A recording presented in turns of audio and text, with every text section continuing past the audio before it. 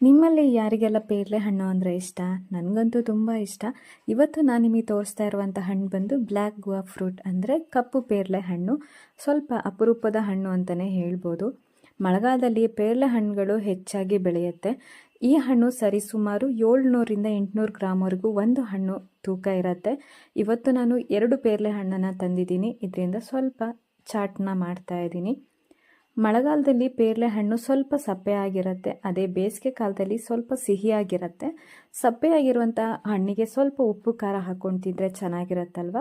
ಫಸ್ಟಿಗೆ ನಾನು ಪೇರಲೆ ಹಣ್ಣನ್ನು ಕಿತ್ಕೊಂಡ್ಬಂದು ಚೆನ್ನಾಗಿ ತೊಳೆದು ಈ ರೀತಿ ಸ್ಲೈಸ್ ಆಗಿ ಕಟ್ ಮಾಡಿದ್ದೀನಿ. ಅದಾದಮೇಲೆ ಇದಕ್ಕೆ ಸ್ವಲ್ಪ ಉಪ್ಪು ಖಾರನ ಹಾಕ್ತಾ ಇದ್ದೀನಿ. ಈ ಪೇರಲೆ ಹಣ್ಣಲ್ಲಿ ಹೆಚ್ಚಾಗಿ ವೈಟಮಿನ್ ಸಿ ಹಾಗೆ ಫೈಬರ್ ಇರೋದ್ರಿಂದ ಮಕ್ಕಳಿಂದ ಹಿಡಿದು ದೊಡ್ಡೋರವರೆಗೂ ಎಲ್ಲರೂ ಆರಾಮಾಗಿ ತಿನ್ಬೋದು. ಹಾಗೆ ಇದು ಡಯಾಬಿಟಿಸ್ ಇರೋರಿಗಂತೂ ತುಂಬ ಒಳ್ಳೆ ಫುಡ್ ಅಂತ ಹೇಳ್ಬೋದು. ಇದಕ್ಕೆ ನಾನು ಸ್ವಲ್ಪ ಪಿಂಕ್ ಸಾಲ್ಟ್ ಹಾಗೆ ಸ್ವಲ್ಪ ಖಾರದ ಪುಡಿನ ಹಾಕಿ